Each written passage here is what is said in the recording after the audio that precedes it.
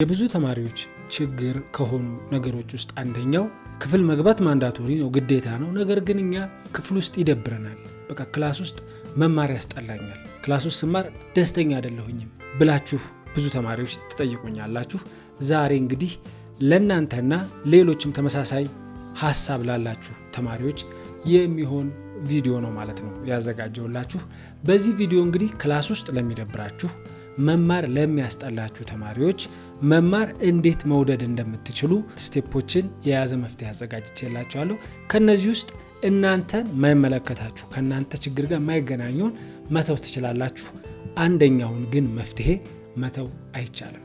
ቁጥር 1 መፍትሄ ብዬ ያስቀመጥኩትን ለሁላችሁም ጀነራል አድርጋችሁ እንድትይዙልኝ የምፈልገው አስ ጄነሬሽን፣ ይሄ ጄነሬሽን ትምህርት ተምሬ ህይወቴ ይለወጣል ብሎ የሚያስብ ሰው ያ ተማሪ ይሄንን እንደ ሜን አይዲያ እንዲይዝልኝ ይፈልጋለሁ። 1 ቁጥር ላይ ማስቀምጠውን ሐሳብ ማለት ነው። ከዛ በፊት ወደ መፍትሄዎቹ ከመግባታችን በፊት መጀመሪያ ለምንድን ነው ክላስ ውስጥ ትምህርት የሚሰለችን? ትምህርት የሚሰለችበት ምክንያት ምንድን ብለን የተወሰኑ ምክንያቶችን እስቲ ለማየት እንሞክር። አንደኛ ክላስ ውስጥ በቃ ፎከስ ማድረግ አልችልም። ጓደኞቼ ከጎን ያወሩኛል፣ ከነሱ ጋር ማውራት ከጀመርኩ በኋላ ደግሞ ወደ ክላሱ መመለስ አይመቸኝም፣ ደስ አይለኝም። ይሄ አንደኛው ምክንያት ነው። ሁለተኛው ትምህርቱ አይገባኝም፣ በቃ ትምህርቱ ይደብረኛል። ይሄ ሁለተኛው ምክንያት ነው። ሶስተኛ ኦልሬዲ ሰነፍ ተማሪ የሚል ስም ተሰጥቶኛል፣ ስለዚህ ሰነፍ ተማሪ ነኝ ብሎ አምኖ ክላስ ውስጥ ሲገባ ይደብረዋል። ምክንያቱም ኦልሬዲ ሰነፍ ተማሪ የሆነ ተማሪ ለምን ብሎ ክላስ ውስጥ ይደክማል? ጎበዝ ተማሪ መሆን የሚፈልግ ሰው ነው ክላስ ውስጥ የሚሳተፈውም የሚማረውም ማለት ነው። ይሄ ነው ሶስተኛው። ስለዚህ እነዚህና መሰል ምክንያቶች ክላስ ውስጥ ትምህርት እንዲሰለቸን አድርገዋል። እነዚህን ምክንያቶች አሸንፈን እንዴት ክፍል ውስጥ እንዳይሰለቸን መሆን እንችላለን፣ እንዴት ደስ ብሎን እንማር የሚለውን እንግዲህ እኔም ተማሪ ሆኜ ካሳለፍኩበት ከዛ ተነስቼ የራሴን አድቫይሶች ነው የምሰጣችሁ። ከነዚህ ውስጥ የመጀመሪያው ለሁላችሁም እንደ ጋራ እንድትይዙልኝ የሚፈልገው የመጀመሪያው ሶሉሽን ለደረጃ መማር አቁሙ፣ ወይም ለነጥብ መማር አቁሙ። እናንተ ትምህርት ቤት ውስጥ የምትሄዱት ለመማር ነው። አንደኛ ለመውጣት፣ ሁለተኛ ለመውጣት፣ ሶስተኛ ለመውጣት አይደለም። ክላስ ውስጥ የምትሄዱት ለመማር ነው፣ ለማወቅ ማለት ነው። ማወቅ ከፉክክር ከደረጃ ጋር ምንም የሚያገናኘው ነገር የለም። ትምህርት ቤት ውስጥ የምትሄዱት አንደኛ ሁለተኛ ወጣችሁ ለመሸለም ምናምን አይደለም። ትምህርት ቤት ውስጥ የምትሄዱት የሆነ አዲስ ነገር ለመማር ለማወቅ ነው። ይሄን መጀመሪያ ጭንቅላታችሁ ውስጥ እንድታስገቡ ፈልጋለሁ። ሁላችሁ ክላስ ውስጥ ምን ሄደው ለመማር ነው፣ ለማወቅ ነው። ዛሶል ይሄን መጀመሪያ ጭንቅላታችን ካመነ አሁን ላይ ያላችሁበት ሌቭል ምናልባት አይዶን ነው። ይሄን ቪዲዮ የምታይ አንድ ተማሪ 40ኛ ወጥተህ ወይ ወጥተሽ ሊሆን ይችላል። ኢዳዝም ማተር የምትማሩት ለቁጥር መሆኑ ቀርቶ ለእውቀት መሆን የጀመረ ቀን ከዛ ቀን ጀምሮ ትምህርት መውደድ ትጀምራላችሁ። ምክንያቱም ለማወቅ ነው የምትሄዱት። ከከበደ ወይ ካየለ ወይ ከቤቲ ጋር ለመፎካከር አይደለም የምትሄዱት። ክላስ ውስጥ ስትገቡ መምህራችሁ የሆነ ነገር ያውቃል፣ እናንተ ደግሞ አታውቁም። ስለዚህ ለማወቅ መሄድ ከጀመራችሁ ይሄ ነገር ይጠፋል፣ ድብርቱ። የመጀመሪያው ስቴጅ የመጀመሪያው ሌቭል ለማወቅ መማር ጀምሩ፣ ለደረጃ መማራችሁ አቁሙ። ይሄን ማድረግ ስትጀምሩ ይሄ ትልቁ ይሄ የችግሩን 80 እና 90% እንቀርፈዋለን ማለት ነው። ምክንያቱም ጎበዝ ለመባል አይደለም የምትማሩት፣ እናንተ የምትማሩት ለማወቅ ነው። ስፔሻሊ በትምህርት ህይወታችሁን መለወጥ የምትፈልጉ ከሆነ ይኸውላችሁ ትምህርትን ኢትዮጵያ ውስጥ ብቻ እንዳትሰፉት። ማለትም ለምሳሌ ይሄ ከኢትዮጵያ ውስጥ ካለ የትምህርት ችግሮች ያው ብዙ አሉ ኢትዮጵያ ውስጥ ያሉ አይደል? እነዛን ጭንቅላታችሁ ውስጥ እየሳላችሁ ዩኒቨርሲቲ ገብቼ ምናምን ማለት አትጀምሩ። እሱን ተውት። ለማወቅ መማር ስትጀምሩ ትራስሚ ይሄ ለደረጃ የሚለው ችግር ራሱ ይቀርፋል አብሮ። ምክንያቱም የሚያውቅ ሰው ከማያውቁ ሰዎች ጋር መወዳደር ስለማይችል ማለት ነው። እናንተ ለማወቅ ነው የምትማሩት፣ ሌሎቹ ለደረጃ ከሆነ የሚማሩት እነሱ አንደኛ፣ ሁለተኛ፣ ሶስተኛ መውጣት ፈተና ላይ 10፣ 9 መውጣት ማግኘት ነው የሚያስጨንቃችሁ። እናንተ እሱ አይደለም የሚያስጨንቃችሁ። እናንተ ኤግዛም ስትገቡ ለምንድን ነው የምትገቡት? ለማወቅ አይደል እየተማራችሁ የነበረው? ስለዚህ ተምራችኋል፣ አውቃችኋል። ኤግዛም ስትገቡ እስኪ መምህሩ ምን ሊያመጣ ይችላል እኔ ማላውቀው፣ ወይ ደግሞ እስቲ እኔ ያላወቅኩት ነገር ምን አለ ብላችሁ ነው እንጂ መድፈን አለመድፈን አያሳስባችሁ። ኦልሬዲ አውቃችሁታል፣ ተምራችሁታል። ኢቭን ጥያቄ መሳት ለእናንተ ብርቅ ነው የሚሆነው ያኔ። በዚህ ኮንቴክስት ተዘጋጅታችሁ ክላስ መግባት ስትጀምሩ ምን ይሆናል? ያኔ ድብርት ይጠፋል። ሌላ እዚሁ ላይ እንድትይዙልኝ የሚፈልገው ነገር በትምህርት ህይወታችሁን መለወጥ የምትፈልጉ ከሆነ ስታስቡ ድሪም ቢግ፣ ትልቅ ነገር አስቡ።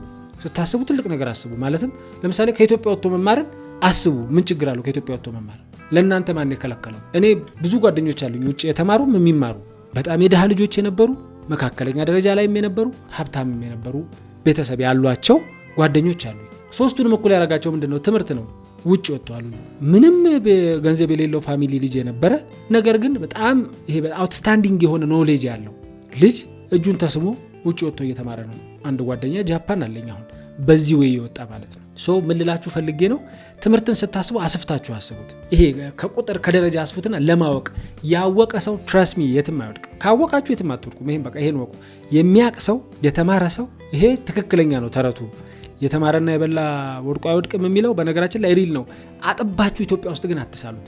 ስትማሩ አሁን ኢንተርናሽናል አሁን ግሎባላይዜሽን ነው። ዓለም አንድ መንደር እየሆነች ነው። ስለዚህ ኢትዮጵያ ውስጥ ተምሬ ኢትዮጵያ ውስጥ ተቀጥሬ ኢትዮጵያ ውስጥ ሞቼ የሚባል ነገር እንዳታስቡ። ሀገር ወዳድ መሆንህ የሚታወቀው ወይም ሀገር ወዳድ መሆንሽ የሚታወቀው ሰርቼ ለወገኔ በሚል ነው እንጂ ተምሬ ሀገሬ ውስጥ ቁጭ ብዬ የሚባል ነገር የለም። የትም ተማሪ የትም ስራ ግን ሰው አገልግል። ያ ነው ዋናው ፖይንት እንጂ ግዴታ አጥባችሁ አትሳሉት ሀገር ውስጥ ብቻ። ሀገር የተቸገረች ቀን የምታቋቸው ሰዎች የተቸገሩ ግን እናንተ ናችሁ የምትረዱት። ሌላ ማን ይመጣል? በዚህ ሌቭል ነው ጭንቅላታችሁ እንድትስሉ የምፈልገው። ሰው የመጀመሪያው ፖይንቴ ለእውቀት ተማሩ። ለእውቀት ስትማሩ ደግሞ ድሪም ቢግ ትልቅ ነገር አቅዱ።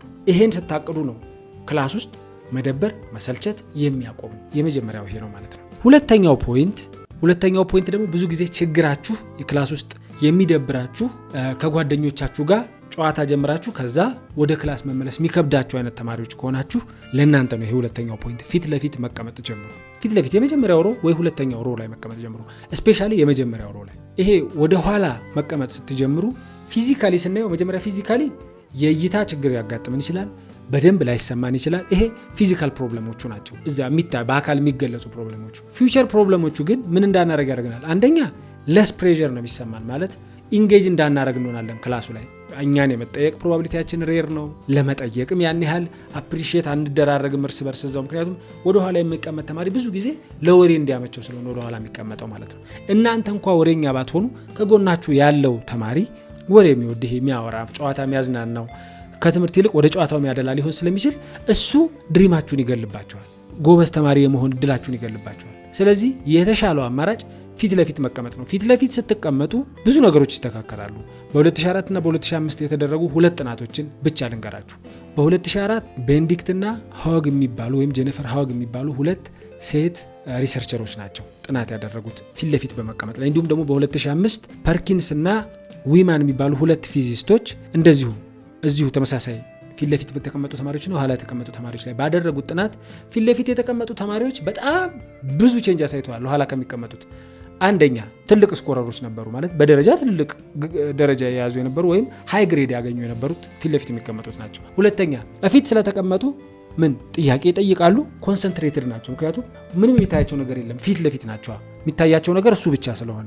ሶስተኛ ፊት ለፊት በመቀመጣቸው ምክንያት መምህሩ ሲዞር የሚያየው እነሱን ስለሆነ እኛ ብቻ እንጠየቃለን ከሚል ስሜት በትክክል እያንዳንዷን ነገር ግራስፕ ያደርጉ ነበር። ስለዚህ እነዚህን ነገሮች እነዚህን አሁን የተባሉትን ጥቅሞች ማግኘት ብቻሉ ፊት ለፊት ስትቀመጡ ነው። ይሄ እንግዲህ ስፔሻሊ ወደኋላ የመቀመጥ ልምድ ያላችሁ፣ በዛ ምክንያት ደግሞ ትምህርት የሚደብራችሁ ተማሪዎች ውስጥ ሞክሩትና ለውጡን ታዩታላችሁ ራሳችሁ። ስለዚህ በተቻለ መጠን ሁለተኛው መፍትሄ ፊት ለፊት መቀመጥ ነው። ከዛ ሶስተኛው ስቴፕ ወደ ክላስ ከመግባታችን በፊት የምናደርገው ነው። ሶስተኛው ስቴፕ ብዙ ጊዜ ክላስ ውስጥ የሚደብረን ሌላኛው ምክንያት ምንድነው? ትምህርቱ አይገባን አናውቀውም። ለምሳሌ ጥሩ ተከታታይ ያልነበርን በባክግራውንዳችን ከዚህ በፊት ብዙ የመከታተል ልምድ የሌለን ጎበዝ ተማሪዎች ያልነበርን ብለን ብንይዘው ትክክል ይሆናል። ከዚህ በፊት ጎበዝ ተከታታዮች ያልነበርን ብዙ ክላስ ውስጥ የማንከታተል ከነበር ቤዝ ላይኖረን ይችላል ክላሱ ላይ። ስለዚህ ክላስ ውስጥ ስንገባ ጦጣ ነው የምንሆነው። ሊትራሊ ጦጣ ነው የምንሆነው ማለት ላይክ ምንም አናውቅም፣ ወደ ቀኝ ወደ ግራ ማየት ብቻ ነው። ምክንያቱም ትምህርቱን አናውቀው። መምህሩ ሲያስተምር ለምሳሌ ዘሎ ኢንተግሬሽን ላይ ቢገባ መደመር፣ መቀነስ፣ ማካፈል፣ ማባዛት የማይችል ሰው ኢንተግሬሽን እንዴት ሊገባው ይችላል? አይችልም። ዴሪቬሽን እንዴት ሊገባው ይችላል? አይችልም። ሶ ምንድነው የሚሆነው ማለት ነው? መጀመሪያ ማወቅ ያሉበት ነገር አሉ ማለት ነው። ስለዚህ ምን እናርግ? እንደዚህ አይነት ተማሪዎች ከሆኑ ለምሳሌ ትምህርቱ ማይገባን ከሆነ ክላስ ውስጥ መጀመሪያ ከክላስ በፊት የነገውን ትምህርት ዛሬ ላይ ራፍሊ ማታ ራፍሊ እንየው። ዛሬ የምንማረውን ትምህርት ፊዚክስ ዛሬ የምንማረውን፣ ኬሚስትሪ ዛሬ የምንማረውን፣ ማቴማቲክስ ዛሬ የምንማረውን ትምህርት ገለጥ እያደረግን ምን ነገሮችን እንደያዘ ዲቴል ይግባን አላልኩም። ዲቴል ሊገባን አይገባም፣ ግዴታ አይደለም። ምክንያቱም መምህሩ ነው ያን ማስረዳት ያለበት የነገውን ትምህርት። ግን የሆነች ክሉ ከሌለችን ስለዛ ነገር ለማወቅ ምን ያስፈልጋል ብለን ሰርች አድርገን እውቀት ይዘን ነው መግባት ያለብን። አሁን ይሄ የሚሆነው ምን ስንሆን ነው? እኛ ግን አሁን ከደረጃ ተማሪነት የመጀመሪያው ላይ ከተስማማን ብቻ ከደረጃ ተማሪ ከወጣን ለማወቅ ነው የምንማረው። ሶ ገብተን ቁጭ ማለት አንፈልግም፣ ማወቅ ነው የምንፈልገው። ማናቅ ከሆነ ማናቀው ነገር አለ ማለት ነው አይደል? ማናቅ ከሆነ ገብተን ምን እንሰራለን? ክላስ ውስጥ ምንም አንሰራም፣ ተሰላችቶ እንዲያውም ከህይወታችን ላይ የሆነ ያህል ጊዜ አቃጥሎ መውጣት ማለት ነው። ስለዚህ የሆነ ያህል ጊዜ ላለማቃጠል ማታ ራፍሊ ማየት፣ ለ10 ለ20 ደቂቃ ኮንተንቶቹ ምናቀው ነገር ከሆነ ራፍሊ አይታየት ማድረግ 5 ደቂቃ 10 ደቂቃ ምንም ማናቀው ከሆነ ግን ያን ለማወቅ ምን ያስፈልጋል ፕሪሪኩዌስቱ ምንድነው ብለን ኢንተርኔት ላይ ተጠቅመን ሰርች አድርገን ወይ ከጓደኞቻችን ጠይቀን ወይም ደግሞ ኤአይን ተጠቅመን ስለዛ ነገር ኖሌጅ ይዘን ክላስ ውስጥ መግባት ይሄ ሶስተኛው ስቴፕ ነው ማለት ነው። የመጀመሪያው ለደረጃ መማር እናቁም፣ ሁለተኛ ፊት ለፊት እንቀመጥ፣ ሶስተኛው ከክላስ በፊት አንድ ቀን ቀድመን ስለዛ ክላስ ማታ ላይ ትንሽ ስለምንማረው ነገር ማለት ነው ነገ ስለምንማረው ነገር ዛሬ ላይ የተወሰነ ነገር ኖሃው ይዘን እንግባ። ኖሃው ይዘን ከገባን መምህሩ እዛ ሲያስተምር ሞር ግልጽ ይሆንልናል።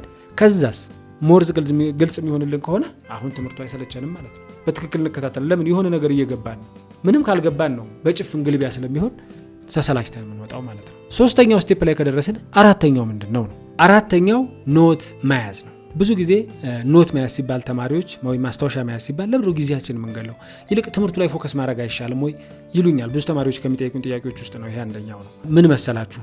ኖት መያዝ ሲባል እንደው መምህሩ ያለውን ቀጥታ መገልበጥ ወይም ደግሞ መጽሐፉ ላይ ያለው መገልበጥ ማለት አይደለም። መልሶ መጽሐፍ ዩዝለስ ነው ባይዘው ይሄ ፐርሰናል እምነቴ ነው። ኖት ዝም ብሎ ቀጥታ መገልበጥ ነው ብዬ አላምንም። ቀጥታ ለመገልበጥ ክላስ መሄድም አያስፈልግም። ያ ሳይሆን እኔ ማስበው ኖትን ኢን ዘ ፎርም ኦፍ ኩዌስችን ለብዙ ተማሪዎች የምመክረው ምክር ነው። ብዙ ተማሪዎች ይደውሉልኝ ከምሰጣቸው ምክሮች ውስጥ አንደኛው ይሄ ነው። ኖት ስንወስድ ኢን ዘ ፎርም ኦፍ ኩዌስችን ነው የምንወስደው። የሆነ ነገር ሲገባን ጥያቄ ነው የምናወጣው። ለምሳሌ ስለ ፍሉድ ሜካኒክስ እየተማርን የ12ኛ ክፍል ፊዚክስ ትምህርት ነው። ምናልባት 10ኛ 9ኛ ክፍል ያላችሁ ይሄን የምታዩ ተማሪዎች ኤግዛምፕሉን በራሳችሁ የትምህርት አይነቱ ሰዱት። ፍሉድ ሜካኒክስ የሚባል አለ 12ኛ ክፍል። ስለሱ እየተማርን የሆነ ነገር ሲገባን ፍሉድ ሜካኒክስ ኢዝ የሚለውን አይደለም ምን ጽፈው ማስታወሻችን ላይ ዋት ኢዝ ፍሉድ ሜካኒክስ ብለን ነው ማስታወሻ ምን ይዘው። መልሱን ምን ጽፈው መቼ ነው? በኋላ ስናጠና ሪቫይስ ስናረግ መልሱን ከጭንቅላታችን አውጥተን ስንማር ተምረናል፣ ገብቶናል፣ ስለገባን ነው ማስታወሻ ላይ ጻፍ ነው እንጽፋለን ማለት ነው። ምክንያቱም ትምህርት ሜሞራይዜሽን አይደለም ወይም ትምህርት ማስታወስ አይደለም። ትምህርት ቤት ሄደን የምንማረው ለማስታወስ አይደለም ለማወቅ ነው። አዳዲስ ነገሮችን ለማወቅ ጭንቅላታችንን ለማሰልጠን ነው ክላስ ውስጥ የምንገባው እንጂ ይሄ ክላስ መምህሩ ያለውን ጀስ ሙሉ በሙሉ አስታውሶ ፈተና ላይ ለመፈተን እንደዛ አይደለም የምንማረው። ለዛ አይደለም ለእንደዚህ አይነት ተማሪዎች እንድትሆኑ አልፈልግም። ቪዲዮም የምሰራው እንደዛ አይነት ተማሪዎች እንዳትሆኑ። ለውጥ የምታመጡ ከኢትዮጵያ ውጭ የሚሆን ሀገር ውስጥ ተምራችሁ ቼንጅ ልታመጡ የምትችሉ ተማሪዎች መሆን የምትችሉት ጭንቅላታችሁ ስማርትና ክሪቲካል ቲንከር ሲሆን ነው። እንደዛ ደግሞ መሆን የሚችለው በራሳችሁ ነገሮችን ማንበብ፣ በራሳችሁ ነገሮችን አስፍቶ ማየት ስትችሉ ነው። እንደዛ ደግሞ ማድረግ የምትችሉት ጭንቅላታችሁን ስታሰለጥኑት ነው። ጥያቄዎችን መስራት፣ መፍታት። ለምሳሌ እየተማርን ያለነው ነገር አለ።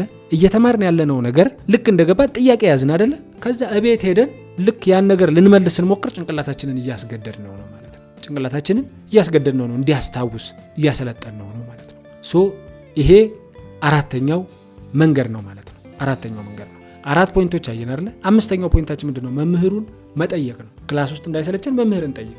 መምህሩን ስንጠይቅ ኢንጌጅ አደረግን። ክላስ ውስጥ ምን ተቀምጦ ከመማር በዘለለ ምን ማድረግ ጀመርን ማለት ነው? መሳተፍ ጀመርን። በፊት ክላስ ውስጥ ይደብረን ይሰለቸን የነበርን ልጆች መጠየቅ ስንጀምር ምን ይመጣል? አሁን መምህሩ መመለስ ሊኖርበት ነው። የሚያውቀው ከሆነ ይመልሳል፣ ማያውቀው ከሆነ አንብቦ እንዲመጣ እናደርገዋለን። መምህሩም ለእናንተ ሲል ይዘጋጃል። ምክንያቱም እናንተ እውቀት ፈላጊ ናችሁ። እንደ ቲቸር መምህሩ ሊጠምደኝ ይችላል፣ መምህሩም ውጤቴን ይቀንሳል ብላችሁ እንዳትፈሩ መጀመሪያ ላይ ይዘጋል። ለምን አትማሩም እናንተ አልኩ። ለቁጥር አትማሩም፣ ችግር የለም። መምህሩ ስለቀነሰው አትወርቁም አይደል? አንድ ጊዜ ማስታውሰው አንድ ሴት ተማሪ ነች። አይ ቲንክ 11 12 ክፍል ሆኜ ይመስለኛል።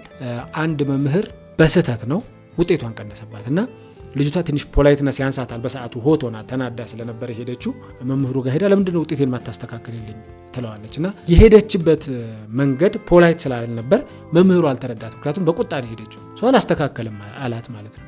ልጅቷ የተናገረችው ነገር ግን በጣም አስደስቶኛል። አሁን ይሄ ፖላይት አለመሆኗ ምናምን ትተነው ንግግሯ ላይ ብቻ ፎከስ እናድርግ። ምን አለችው? ውጤቴን እንጂ እውቀቴን አትቀንሰው።